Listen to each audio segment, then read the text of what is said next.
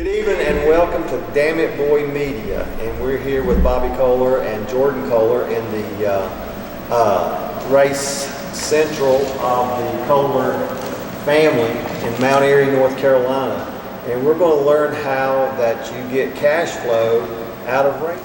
Thank you so much for allowing us to come here tonight. Yes, sir. We hear this statement all the time, self-made man. My understanding that everything that you've done it on your own, and you made a successful business out of everything that you've touched. How do you do that? My family's done it with me, so it ain't just been me. My wife and both sons. From the time he was old enough, he would go on calls with me, to my youngest boy goes on calls with me, so it's a family thing. But I tell anybody, if you want to succeed, if you go to McDonald's and get a job, and you work 7 days a week, and you work 24 hours a day, you're going to succeed. No matter what you do, because you ain't got time to do nothing else. So literally every minute of my day I work, and I have for 20 years.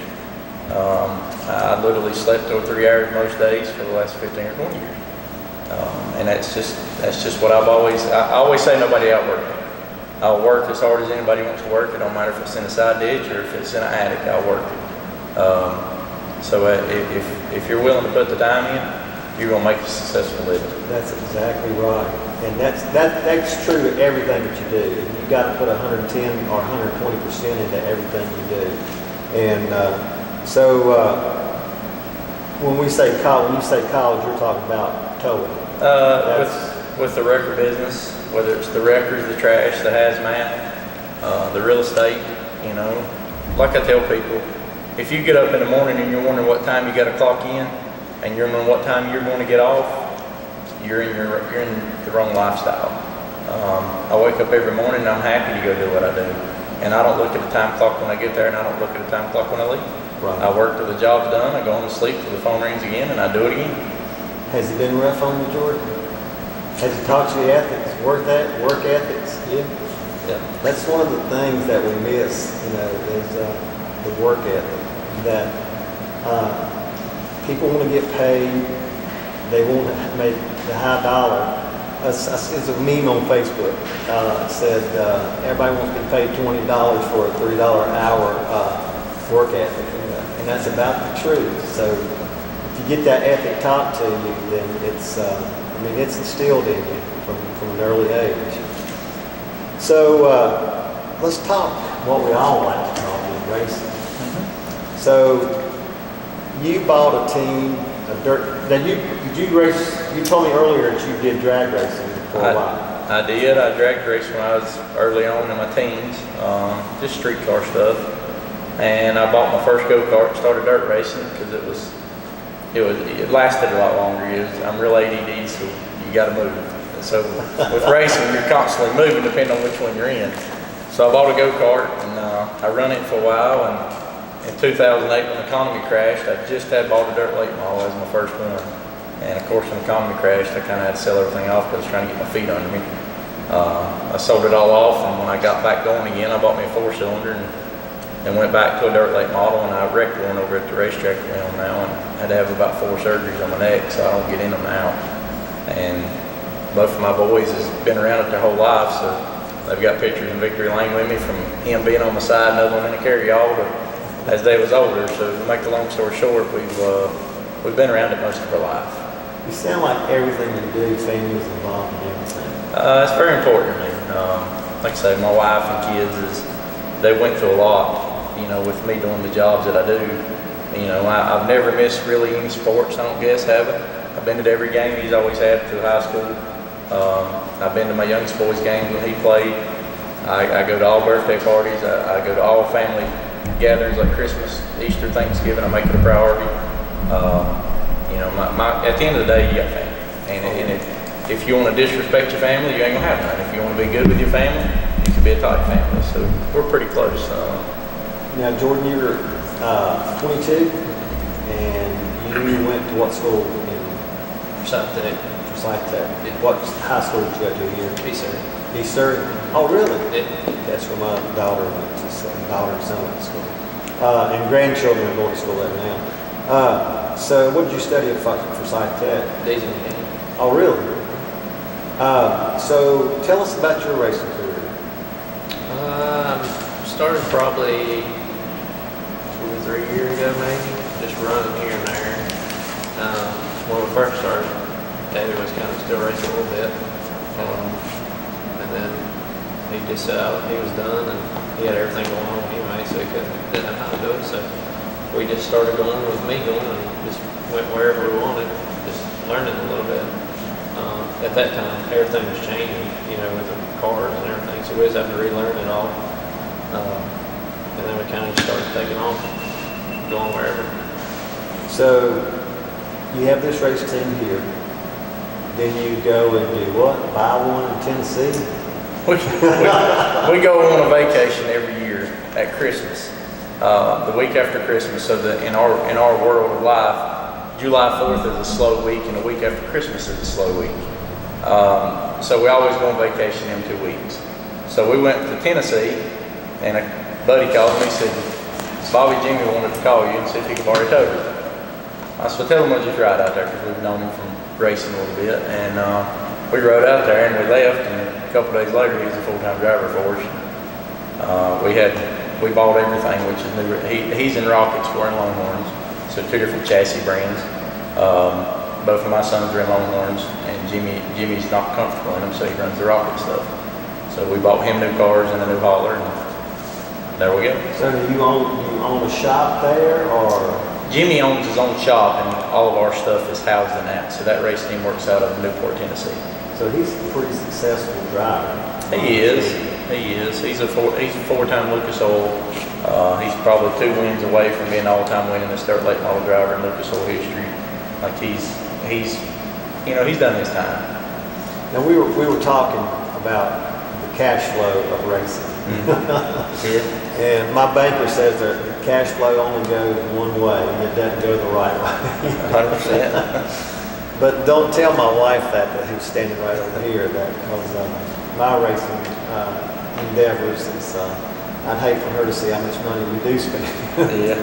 But tell us about the operation in Newport, Tennessee, and how expensive a dirt track car can be nowadays. Because a lot of times people think about the dirt track cars as being the old jalopies that we used to run. Well, y'all were all young compared to me, but back in my day we run 36 Chevrolet. When I was small, we run 36 Chevrolets, and for the hobby division, they run anything from 52 Ford Chevrolet sedans and stuff like that. So the operation of the dirt track industry now. Biggest thing you got to start with is organization. Like if you're not organized, the prep work starts. You win races by here, and then putting your time in behind the scenes of being at the race on the weekends. So like Jimmy's program is, he's got a full-time crew chief that works with him. Then he's got a full-time tire guy, and then his brother along with him as a mechanic. Jimmy does most of the driving for the hauler and the race cars, and then Mark helps a little drive, and then Mullet does all the tires, and of course his brother helps with everything. Their average budget somewhere $550,000 to $600,000 a year is what we budget for a national quarantine. That's if they don't make nothing. So if you go to their winnings and they make $250,000, you minus that from the 600. And everybody has their career years. Like Ricky Thornton had the biggest year he could have had last year. He probably won over $1 million and didn't win the points. So I mean, JD had a $2 million year the year before. So everybody has their big years. So what does these guys, like you're going to race tomorrow night in Lancaster, then go back Saturday night in Gaffney, right? Mm-hmm. So what is like the difference in what Jordan races and what Jimmy Owens is racing? What's the difference in those as far as purses and the cost? So the cost is the same. Jordan, we took him to Speed Weeks, so he was right in the middle of that pack. So your national drivers is the best in the country. Kyle Larson runs in the groups that Jordan does and Jimmy does. And if you ever watched the interview of him running the dirt late model, he says it's the most technical thing he's ever drove, and he's drove everything there is. It's probably one of the hardest things to drive because there's so much coordination with hand, foot, eye, throttle. I mean, there's just so many aspects inside the car. So Jordan runs with him. He just don't run on a tour, national tour, for the simple fact he's got a business of his own with the Capital Waste. Jimmy does this full time for a living. So we went to Florida. Jordan qualified a couple nights up front, one night fast time overall out of 80-some cars. So he can run with him. It's just the fact that we can't tour nationally because we've got businesses that we run. Right. And it's hard to be gone. Right. But going back to eye, hand, foot coordination, that's just way over my head. I run out of talent taking the green flag, but on an asphalt track. So I can't imagine. I've had my cousin tell me what it's like to come off of forward the car not hook up to about the flag stand, then you go off, with a 900 horsepower engine. Or what are you guys running, like 900,000 horsepower? They're 900. They're Cornettes. We run big kill and Cornettes, so he's on Cornettes, and my youngest son's on big kill.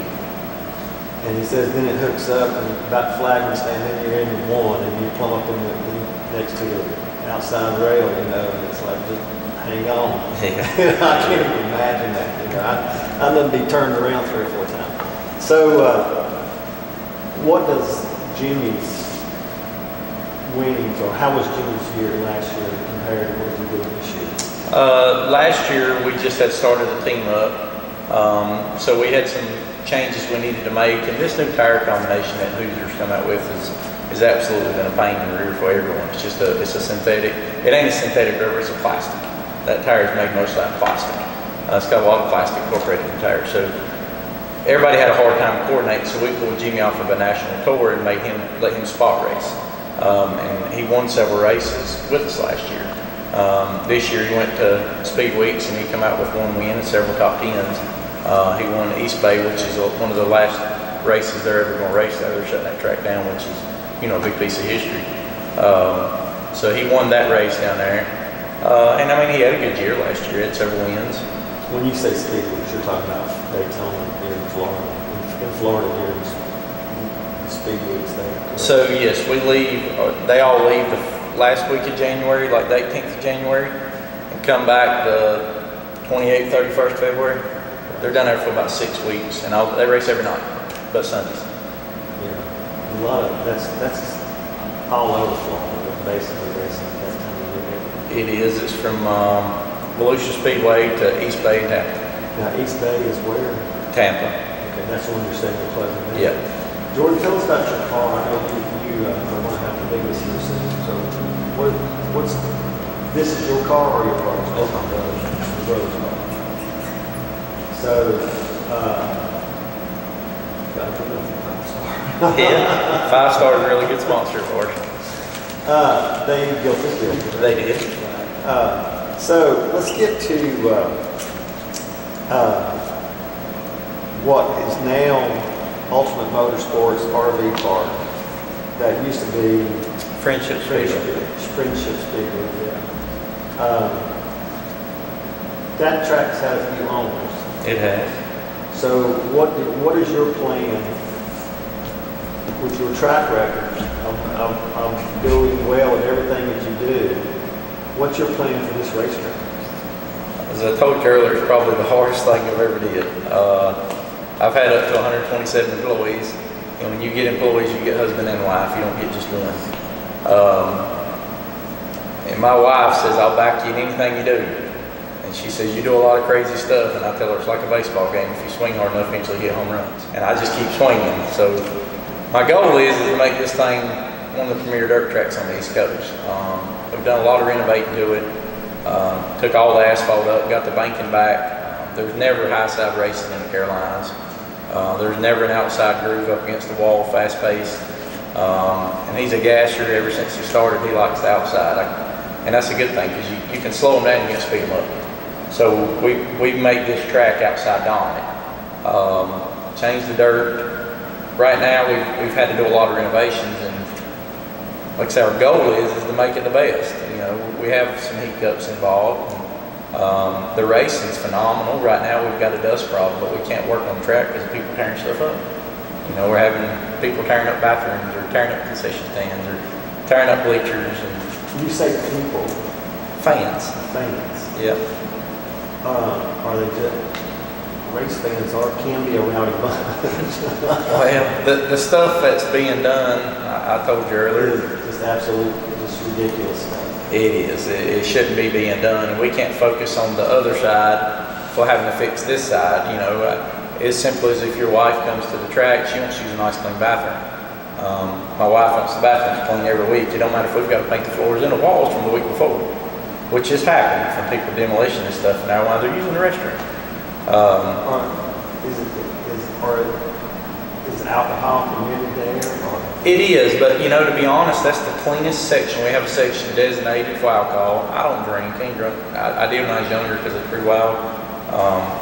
He was a blessing. My wife was 11th grade high school when we got pregnant with him. So he literally changed my life and straightened me up. So I guess it's 22 years probably. So I don't drink at all, but I can tell you the cleanest section in that whole parking lot, that whole facility, out of 40 acres, is the beer section. So you say that you have a dust problem. What do you mean by a dust problem? So how do you fix a dust problem at a dirt track? So, well, to make a long story short, we've got 2 grooves to race. Like this past weekend, he led 48 laps of the race, and the restart happened. He slid out of the groove. There's a high groove and an inside groove. He slid out of the groove and the crumbs in the middle. So we've got 2 grooves you'll get past. To make a long story short, we're trying to prep the track in different ways. The problem is now this thing's so fast, and he can tell you that, it's got so much wheel spin going off in the corners that it's almost like sanding the racetrack. And you've got to figure out how to adjust the dirt to accommodate that wheel spin, because they got so much power, it don't matter what you do to the dirt. When they let off the gas, they back spin it off in a corner to back the corner up, that it's just back spinning that tire, creating like a marble sand. And then when the next car comes through, it blows it off. Okay. So we're trying to figure out how to adjust the dirt for that. I got some good people helping me, and we're getting there.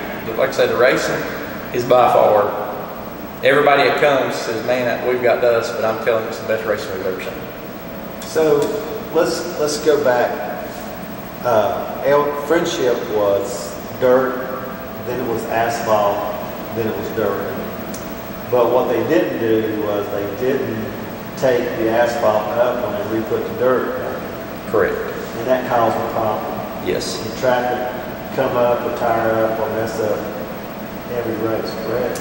It would. They finally got it where it was packed so hard, almost like concrete, that it wouldn't come apart, but it was a fine, misty dust all the time. Like it was like ours is more of a dirt, not a dust, I'd say. Ours is like a dirt coming up just because it's so hammered down now. So it's just a change of what we've done. And, you know, there's a lot of other tracks right now in the sport that put new dirt on just like we did this year, and they're canceling races because it's coming apart. Ours is not coming apart so much. Yes, it's got character, but I want it to have character because it makes racing interesting. He can tell you that. So what was the process of redoing it? Take the dirt up, the asphalt up, and then put more dirt in, or? We took the old dirt off, got back to the original, the asphalt that they had put in.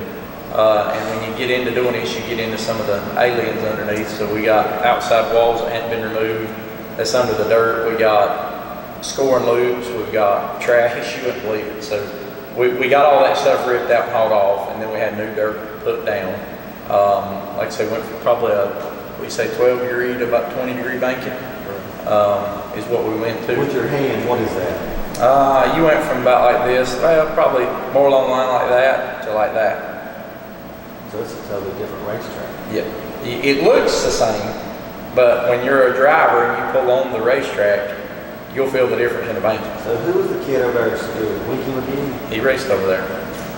So need to get him back, see what he thinks about the back. Yeah, Jason Tate, Jason's a real good friend of ours, and he owned his last set of dirt cars, and they raced together.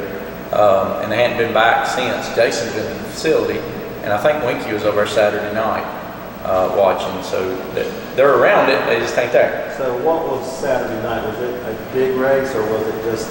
Now you know, Friendship used to be the local dirt track. Yep. Is it going to be the local dirt track for local racers, or is it just going to be like the Hunt to the Front, those guys that you see on YouTube all the time? So Kyle Larson guys and stuff like that? what we're trying to do is accommodate both. We're trying to make a premier facility with good payouts, with large crowds, with TV streaming for people's sponsors. So if you've got 30,000 people streaming the TV, you know, it's good for a couple of ways for five-star building, because now they don't have 3,000 people in stands, they've got 33,000 people that they're marketing to. So it helps the local people be able to gain access to stuff that they've never had. So we're trying to accommodate both. We're trying to get the national guys in there and the local guys in there. So we're putting local guys with the national guys. So the national, like the Hunter Front, anybody can come run it. It's a super late model race, and there's gaining more and more and more. What, 3 weeks ago we had Good Friday, we had the highest car count in the country of super late models. We had 43 super late models. 43 cars. Just in one class. That ain't multiple classes. That's one class. Our field is 24. So we had the highest car count of super late models. So for the main, so what'd you do? Go heat race, heat race, heat race to get to the main? Top 10 locked in, rest run heat races, then a B feature. And the top 2 of the B feature transferred to the A main. What did it pay? That was 10,000 a week. 10,000. Yep. So who'd you have there? Was your guy Jimmy Owens there? Or? Jimmy wasn't. We got a sponsor at South that way that we needed to accommodate, so he went to another track. But we had Dalton Wilson there that night. We had Chris Ferguson, Nick Kaufman. We had a lot of the national guys there, several of them. And like this coming weekend for the Hunt the Front, we got Brandon Overton, which everybody knows the name of. You got Scott Blomquist, that's been around forever, but Will Scott be there? he will be there. Okay. You got Will Harrington. He can tell you the whole list of them. He keeps up with it a little better than I do. I run around like a chicken with my head cut off. So, but you got a lot of good people that's been around for years coming with this Hunt the Front program. And then right after that, 2 weeks later, we've got the World of Outlaws. That's a $270,000 purse. It pays like $8,000 on Friday nights. It pays $35,000 on Saturday night. And when you say the purse is how much? It'll be $270,000 for that weekend's event. That's from front to how far back? 24 cars. You pay all the way back to 24 Yep. cars. So you got 30, you said you had 34 cars there, or 40, I had 43. 43. Yeah, for the Mid-East race. So how do you boil those down to 24 by heat races? Heat races, yep. So like, for example, I'm gonna use him. He goes up there and qualifies third. He'll start in this, like if he's in the second AV group, he'll start maybe in the second heat race on the second row back on the inside. So you'll stack your heat race top 3 transfer after 10, you know, and that builds you up to a 20 car count. And then you do the next one, which will be a B feature. So you take everybody that didn't make it in and put them in one pile. And they race, and the top 2 out of that get transferred in, which puts you at 22, and then you got provisionals for people from the points. So for the local community, what does this mean? It should help the local community. Like a lot of the hotels are already selling out for the World of Outlaws and Hunt the Front. We'll probably have 10,000 people in the area. So whether it's a small restaurant or a food chain, they're going to get people coming in buying groceries. During the day, they don't have nothing to do from 8 to 6. So from 8 to 6, they'll go out to different places, whether it's take a Andy Griffith ride in the police car, or go to a winery. So these toters you have, Yeah. do they, how much stay in there? Do you stay in hotels or do you stay in Vegas? When we go somewhere racing, we stay in our hauler. So inside that right there, it's got 3 couches that makes beds. It's got a set of bunk beds, and then there's a full-size or queen-size bed up at the top. But you said you're doing an RV park at the racetrack. Yep. So what's that consist of? So we're going to put an action RV park in. People can camp there year-round. Like, you can't put a permanent camper in, but you can come and go as you want. Just say you and your wife's passing through, you want to camp.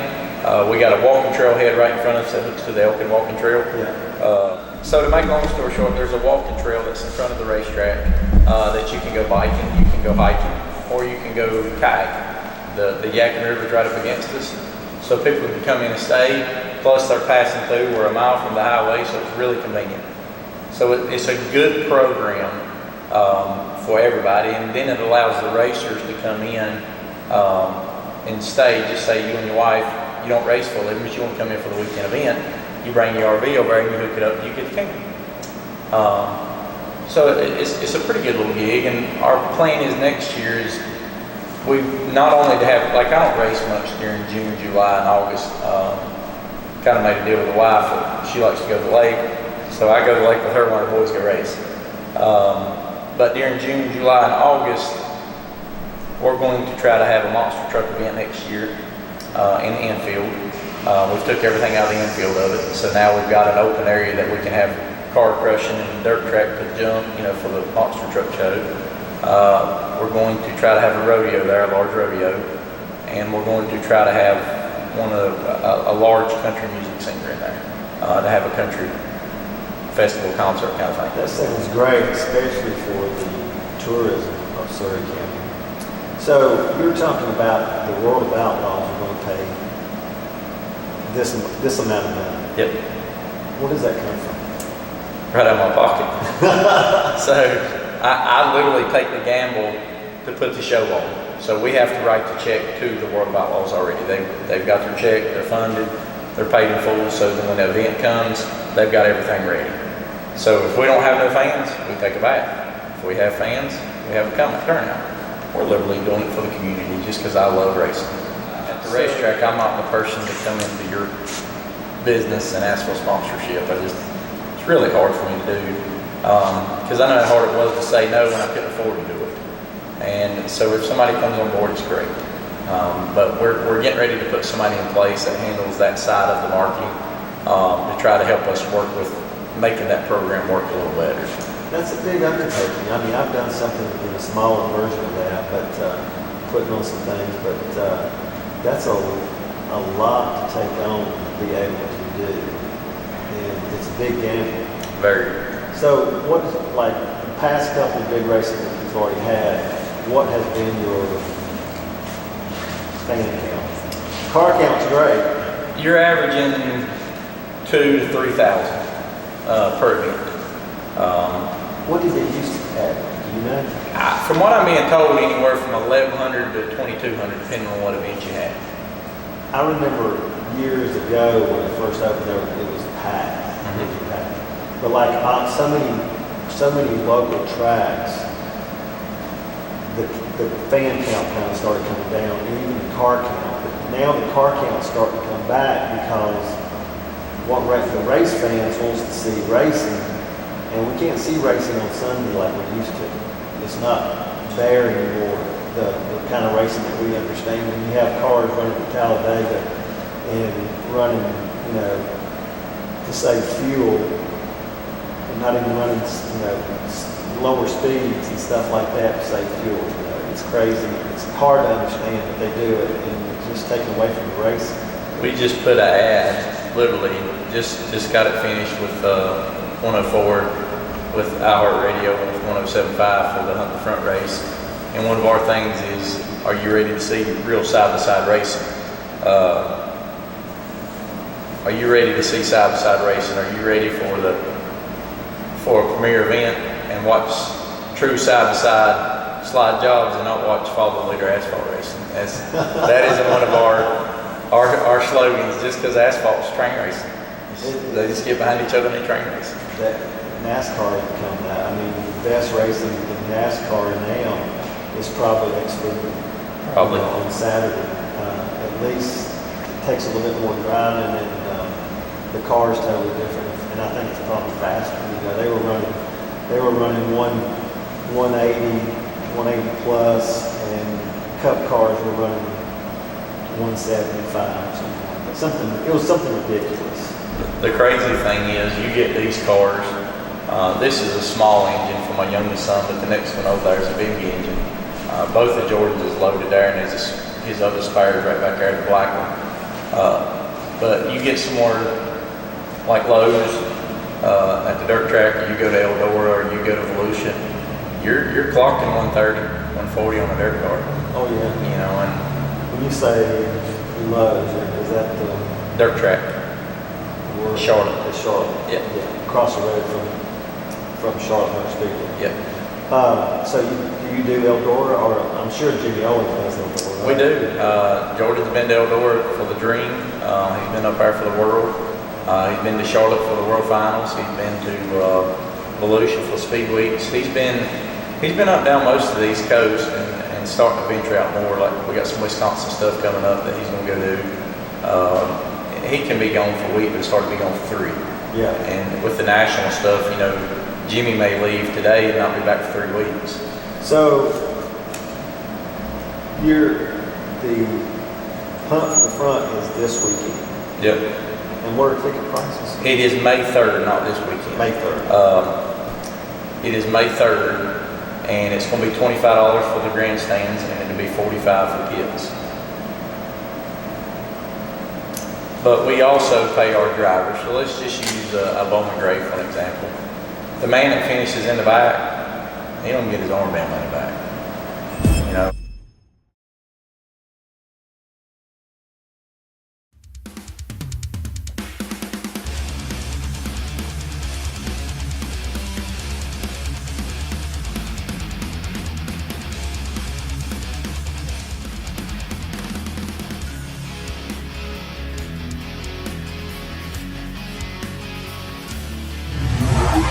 Thank you.